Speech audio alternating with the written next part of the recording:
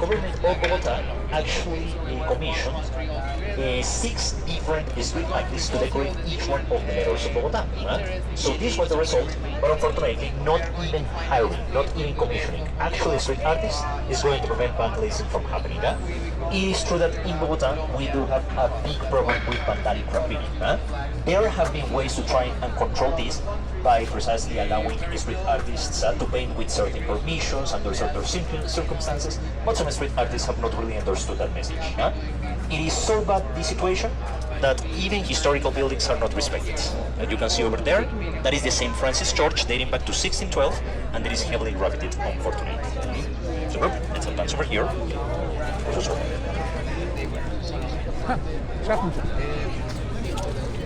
From these, we're going to have the traditional.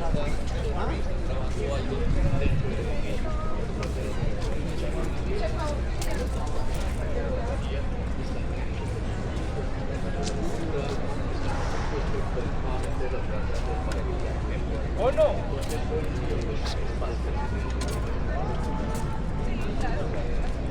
Okay, my friends, we're going to assemble a half circle in this area.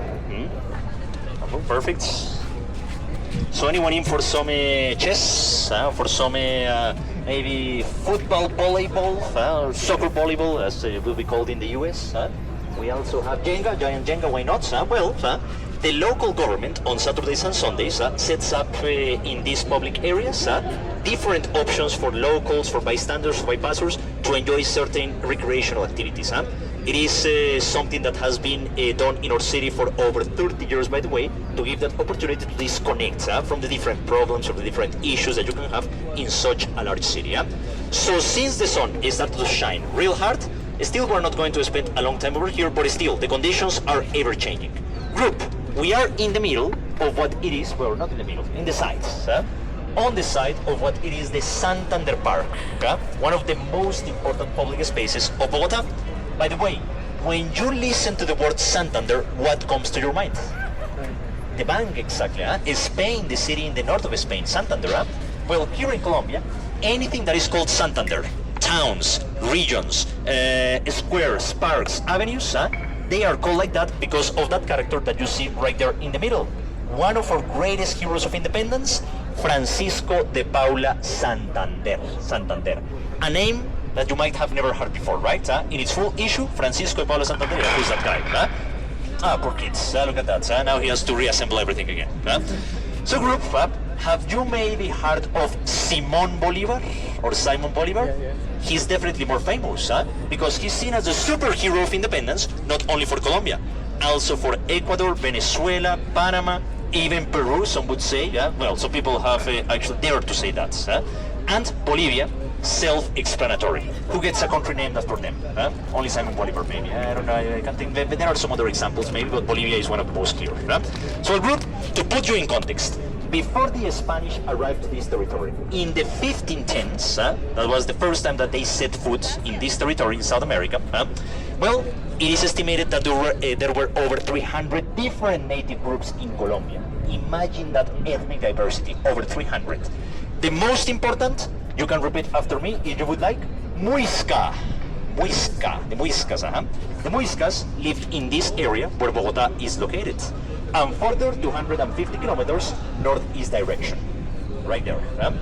So well, these native cultures had to suffer the brunt of that Spanish arrival, 1510s, 1520s, 1530s, to different territories that are now Colombia, and pretty much from that era, in the 16th century, we started being a Spanish colony. Something that was projected all the way to 1810, when different territories in Colombia started to declare their independence.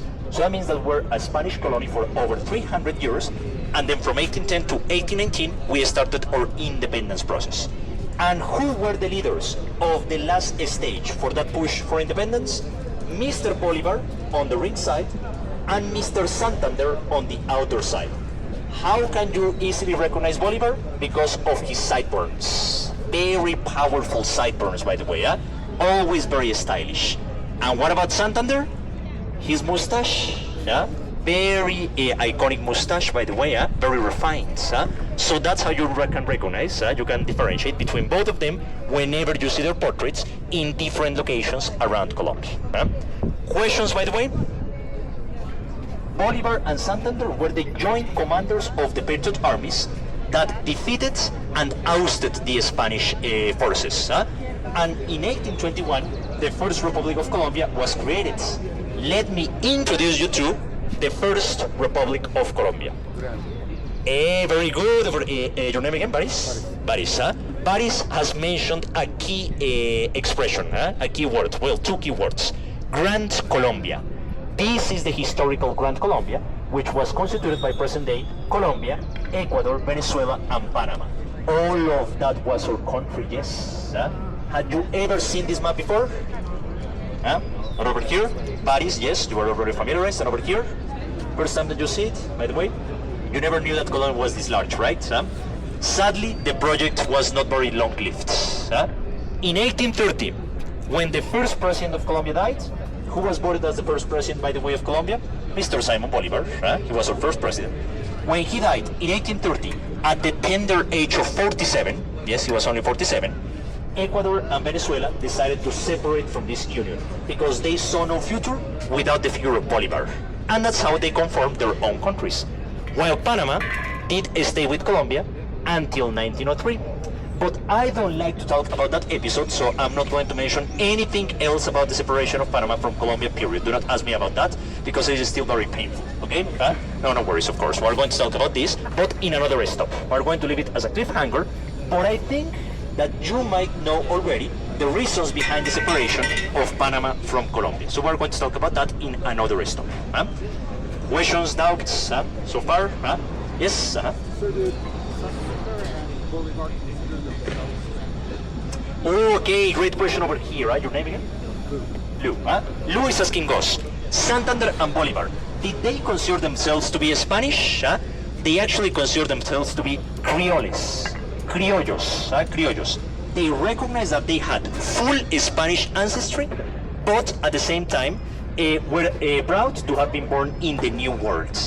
And that was a problem, because for the ones that had Spanish ancestry but were born in these territories, they had plenty of political barriers to access to more power. And that's why they decided to revolt against the Spanish crown.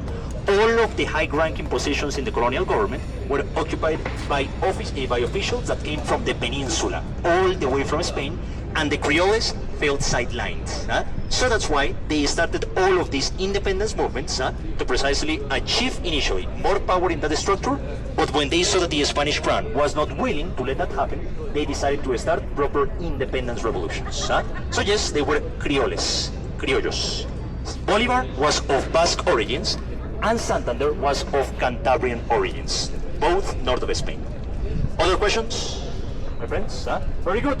Now to closing here, which one was the capital of all of such a large territory? I'm going to tell you just some meters away, where we have another nice view of an iconic area of Bogota. So, let's come in here.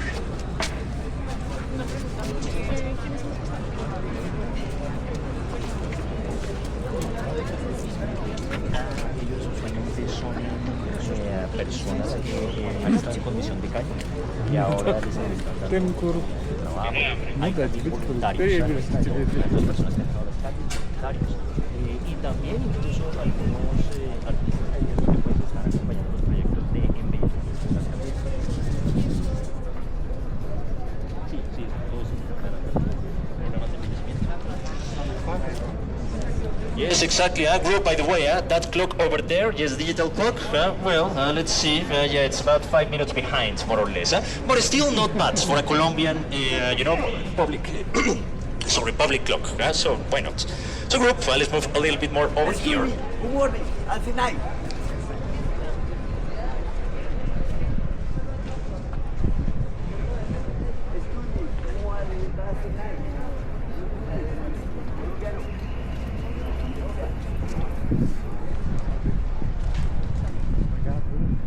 Well, my friends, now we come over here, right to this area, and we are very close to arrive to one of those very representative spots of Bogota, which is the crossroads of the Jimenez Avenue and the Carrera 7th, or 7th Avenue.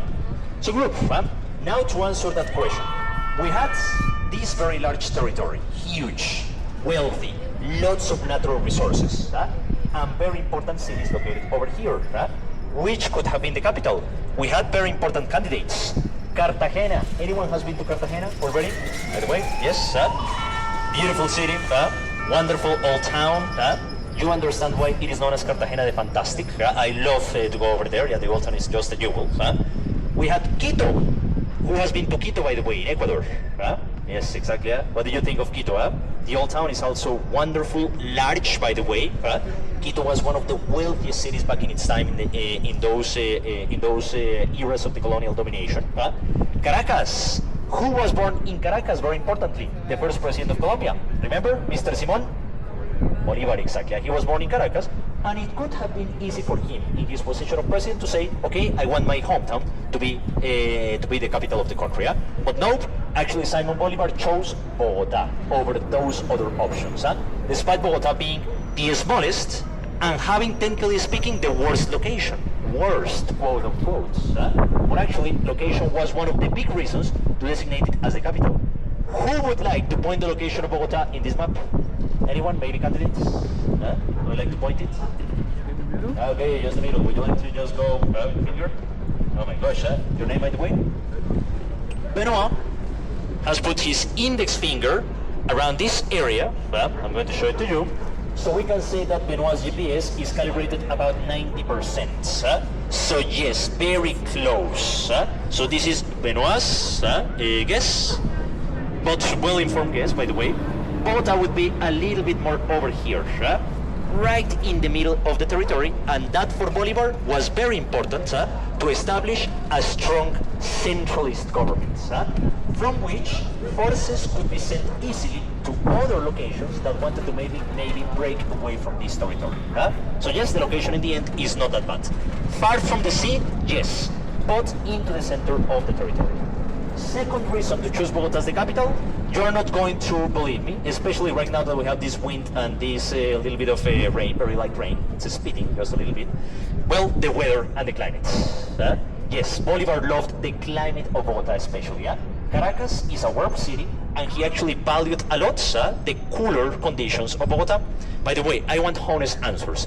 How are you feeling with the climate of Bogota, with the temperatures? Cold, very good. Yeah, there, look at that. Some of you are like, oh, it's not bad. It's actually, I feel pleasant in here. Why not? So yes, in my personal opinion, I was born in Bogota, but I don't like the climate of Bogota at all. Because my ideal range of temperatures is 26 all the way to 45 degrees Celsius. Especially the high 30s. I love that. Humid or dry doesn't matter to me. I can have 90% humidity, I'm still okay. So I'm a different Bogotano. 90% of Bogotanos love this temperature. Look at Marcela. Marcela is like, yes, exactly, terrible. I cannot believe that a fellow Bogotano is telling this to me. Because, yeah, look at that. My brother is like that also. He loves the cool of Bogota, these colder temperatures. Average temperature of Bogota all year round, 17 degrees Celsius. That's about 57 Fahrenheit, 57, 58. What is the maximum temperature ever recorded in Bogota since records are kept? That Paris actually was very well informed. 25.8 degrees Celsius. Scandalous for many Bogotanos and Bogotanas. Many locals were just melting inside their clothes. I was like, oh my gosh, this is so terrible. Why is it so hot in here? I was absolutely happy. I was actually in the heavens with those temperatures. But I can reckon that, well, maybe some Bogotanos do not feel that comfortable with that. Bolivar loved this, and that was another reason to choose Bogota as the capital. Third reason, the fertile soil that we have around Bogota. Did any of you land in Bogota during the day? You could see that it's incredibly green, right? And lots of greenhouses. Maybe you saw these large white structures, which are devoted to flower cultivation, by the way.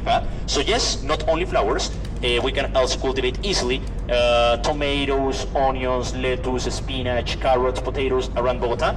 And for Bolivar, it was very important to consolidate the country and this capital as an agricultural exporting powerhouse. So you see, economy, location, weather, climate, those were reasons for Bogota to become the capital of this territory. And we have been the capital of Colombia even since those times of the Grand Colombia, almost uninterruptedly for all of this time until today. Questions? That's when we say, take that Medellin. Right? No. We have a little bit of a dispute with Medellin. They would love to be the capital. They would love to be the capital of their own country as well. Huh? But, it's just, again, something that we like to pull our legs from time to time. Huh? We have disputes over having the best this, the best that. Who has been to Medellin, by the way, already? Huh? Yeah, nice city, right? Huh? Great people, by the way. Better climate, much better climate, I have to say. Yeah, much warmer. They have a fully running metro system. But no worries, we're going to have our own metro system as well in 2075 maybe. Yeah, well, no, 2029. Now, jokes aside, should be 2029. We'll see. Questions? Here. So, my friends, which important structures we have over here? Iconic, the Avianca Tower, the oldest skyscraper in the history of Bogota, built in the 1970s. At one point, the headquarters of the airline. Yes, no longer the case. And that's where you find the Emerald Museum, by the way. It is 23rd or 25th floor. I always get it wrong, but it is almost by the middle of the building. We have the headquarters of the Central Bank of Colombia. The financial power of the country is centered around here, right? Centered in this place. And we have some really interesting, brutalist Soviet-inspired stone carvings on the sides that represent the main economic activities of Colombia and some of its human groups as well. So we have, for example, a gold mining, we have oil extraction, we have some of the native groups represented over there, some of the figurines that they created. And on the other side, as we walk, we're going to see the agricultural activities, animal husbandry, cultivations of different goods. By the way, which one is the most famous agricultural product of Colombia? Coffee, of course, yes. We have another one, but it's illegal, so don't mention that. Tells agricultural, what can we say? It's planted and then transformed.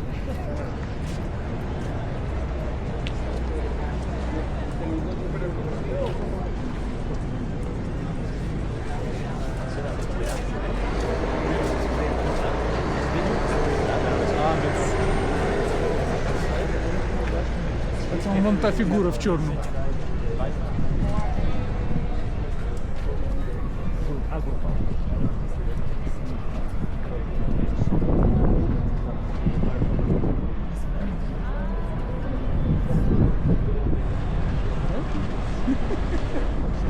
Okay, group. Come to the spot. No worries, we have the green. I was actually worried that we didn't have the green. The boss was a little bit lazy to stop. So okay, we're going to line up with the entrance to the station, okay? So that we are safe from the buses.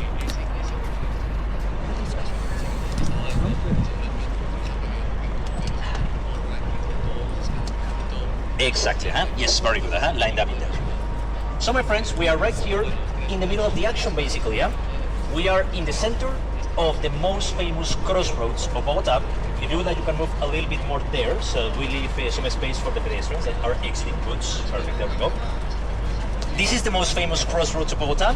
Think of this as the Times Square of Bogota, or the Piccadilly Circus of the capital of Colombia, or Le Toit of Bogota as well. We have this very important intersection made up of the Jimenez Avenue, where we see the Transmilenio buses going up and down, and we have the Carrera 7, which goes from north to south. It is exclusive for pedestrians, and it also has a bike lane. Apart from the central bank, we also have the former headquarters of El Tiempo. It is a nice Art Deco billboard, very classic in this area of Bogota. The building is no longer owned by this. Starting with that, what do you think El Tiempo could be? What kind of company could be El Tiempo? Time newspaper, very good, exactly. It is the original newspaper from Bogota. It was born in our city in 1911. These were their headquarters starting in the 1940s. They moved away towards the west. They left the building behind. They sold it to a university, but that university decided to keep the original Art Deco billboards. We have, on that side where the McDonald's is located, of course we don't care about the McDonald's, although it is one of my guilty pleasures. I go maybe once every 2 months, that's it. Well, the most important thing about that building is not the restaurant, it is actually what happens in the rest of the structure. It is connected to one of the most important economic activities of Bogota and of Colombia. When you think about Colombian exports, apart from coffee and apart from other illegal stuff that there could be around, what comes to your minds? Cacao, very good, buddies. What else? Flowers, roses. Rosas, very good. Flowers, roses especially, yeah? And a third one, maybe can anyone identify another? Huh? Bananas. Banana, oh my god, look at that. So someone wants to shine, yes, exactly, very good. Someone has done the homework, yeah? Top 5 of the legal exports of Colombia. In order, number 1, order of revenue. Number 1, oil, crude oil, petroleum, yes. Number 2, coffee, huh? Let's go a little bit more over here, boss incoming. Number 3, coal, yeah? You know, mineral coal in fact, huh? Mineral coal. Number 4, gold. And number 5, huh? Flowers. That is the top 10, the top 5 of the exports of Colombia. The top 10 is completed by no order in particular: bananas, cacao beans and chocolates, textiles and confections, textiles and garments, nickel, and a gemstone. Which gemstone could be? Emeralds, very good. You know your emeralds, huh? Well, guess what? That building is the biggest center of emerald transformation in all of Bogota and possibly all of the Americas. That's where the workshops, where the raw uncut emeralds are transformed into pieces of jewelry. This is how they arrive. Huh? These are raw uncut emeralds that arrive directly from the mining sites, which are located 6 hours away from Bogota by land. Huh? And in that building, they get cut, they get faceted, they get treated for their use in jewelry. These are among the largest emeralds that have been found in Colombia. Huh? The one in the hands of the gentleman is the largest ever, with a weight of 12,000 carats, over 2.5 kilos of pure emerald crystals. Huh? This one is a piece of collection, it's a collector's piece. The smaller emeralds get processed into here and then traded into another area that I'm going to show you in a moment. So that you can visit that area and look and feel like Angelina Jolie, exporting your emeralds, only for private occasions, of course. Yeah, sadly, in the open, maybe not a good idea. But yes, there we have it. That's precisely one of the biggest fans of Colombian emeralds in the, let's say, Hollywood. There we have it. In the Hollywood, let's say, scenario. In the Hollywood, there we have it. So, group questions, by the way? What about rubber? Rubber. Okay, very good. Let's cross into here. Nobody's incoming. Because with the motorcycle police, yeah, perfect. Cross.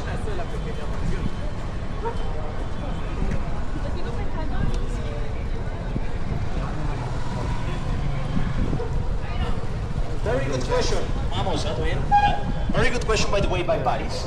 Rubber. What happened with rubber? Was it a very important export at some point? Yes, of course. Now there we have it. Now that Michael Jackson is in fashion, this is the local Michael Jackson, by the way.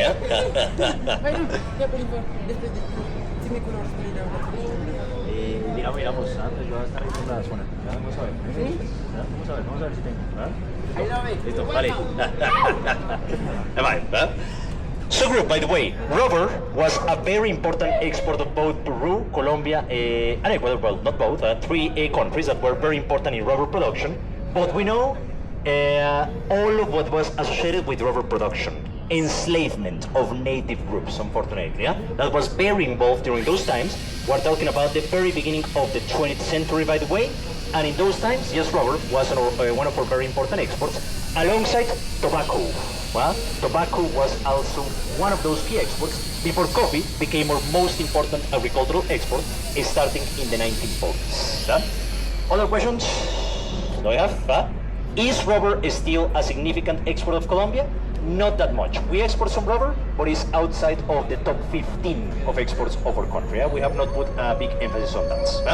So group, final notes about this intersection. If you turn around, we have a great view of the second oldest Catholic church of Bogota, St. Francis, dating back to 1612. And we also have the view of one of the most beautiful neoclassical buildings in our city, which is the former House of Government of the Department of Cundinamarca, one administrative division that entirely surrounds Bogota. Bogota is the unrecognized capital of that region, and this was the House of Government. Nowadays, it is mostly used for the filming of different TV productions and films, because the place can be easily transformed into a manor, mansion, a school, justice palace, and many other locations. It is a massive filming set, very appreciated, highly appreciated by different production companies. Questions? By the way, The building itself dates back to the late 19th century, and again remember, St. Francis, 1612. That means over 400 years old, not as old as many European structures, of course, but for the context of the Americas, it is very ancient. So, questions that we have? Doubts? Perfect. Let's come in here. And now, my friends, welcome officially to La Candelaria. I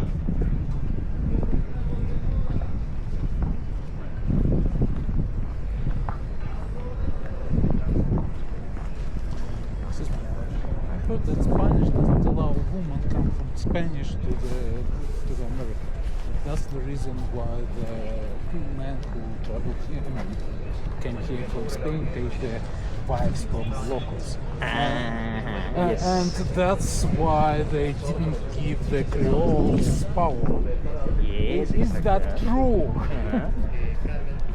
Up to a certain point, it was true. During the first stage of, let's say, the colonization on this side, no women were allowed to come over here, only men.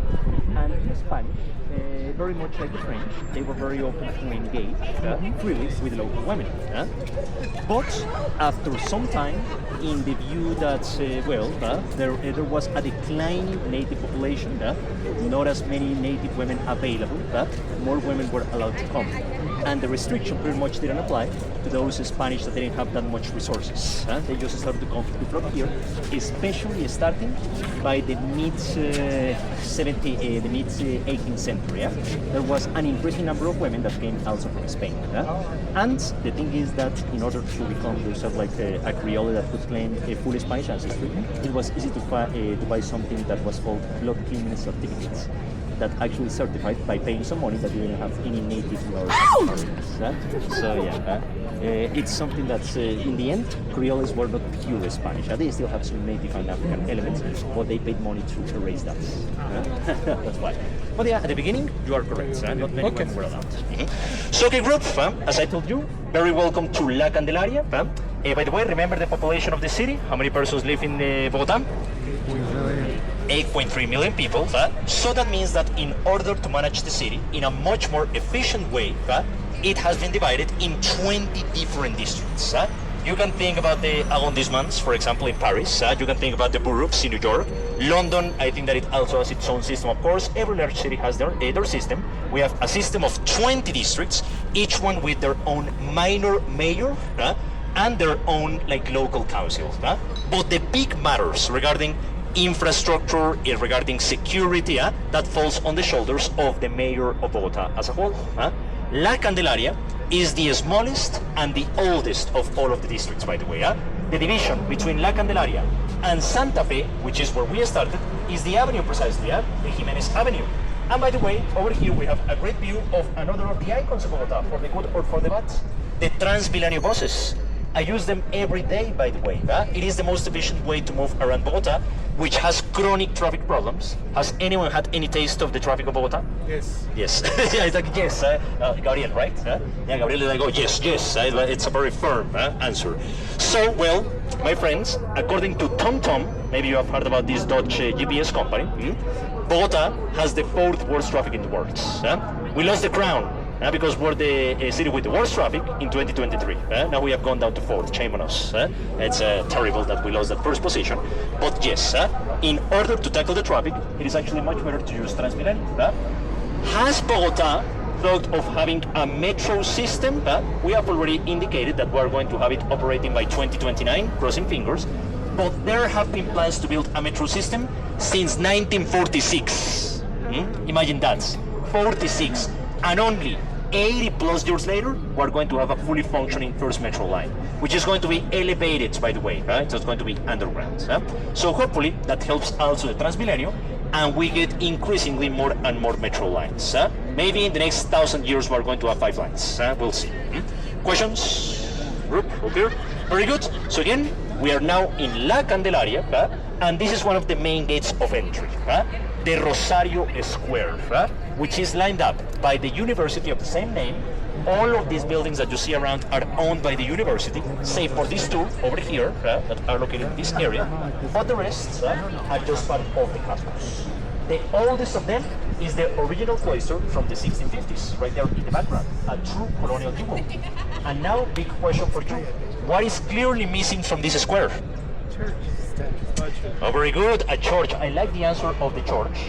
The church doesn't directly face the square. It is actually